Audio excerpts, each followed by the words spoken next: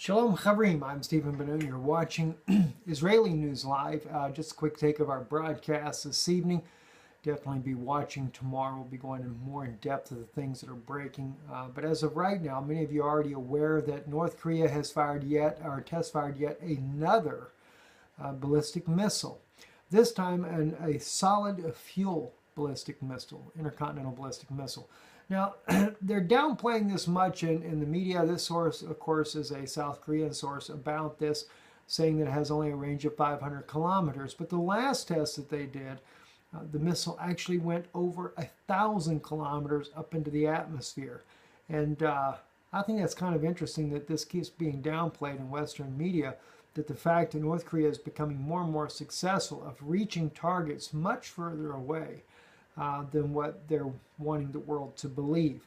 But again, they downplay this once again, that it's not that big of an issue. But of course, everybody knows the U.S. and other allied countries are wanting to take down North Korea because of the threat they pose, especially that of Japan, the military bases there, which Japan definitely does not need another nuclear strike at all, by no means, to hit this country here as much as devastating as the one the United States did years ago. Moving on, also in another news clip here I wanted to share with you. This is Murad Gazdiev of RT News, and this particular video here, I want you to be able to hear this. Thought I had my speakers in on this, but I didn't. But I want you to be able to hear this, because this is where Murad is talking about the sanctions that are put on Syria, especially sanctions of cancer-saving drugs that they do not allow. They make it a crime if you were to give medication to the children there of Syria, or for the Syrian government to help save the lives of children. Watch what Murad brings out on this. This is 3-year-old Wafa. She had eye cancer. They could have treated it, but Western sanctions made getting the medicine impossible. And the only hospital that specialized in cancer in Aleppo, Kindi Hospital, was taken by rebels and destroyed in fighting. They had to amputate her eye, but she's fine now. She lived. Many other kids won't.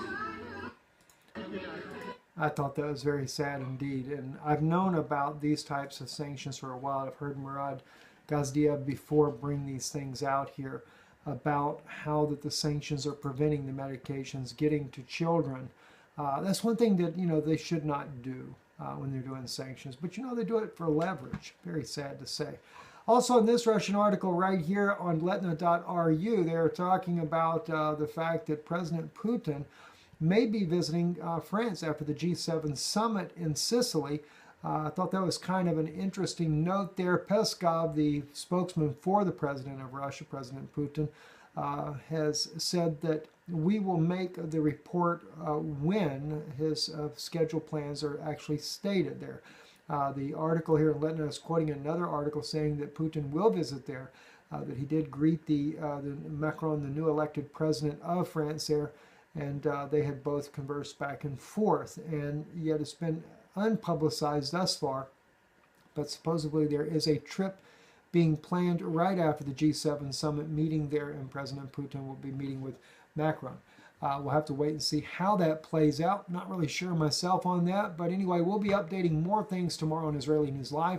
If you get a chance, jump over to Danun Institute. We did a special message there that'll be airing here in just a little bit. If you don't get it before you get this message here, Danun Institute on YouTube.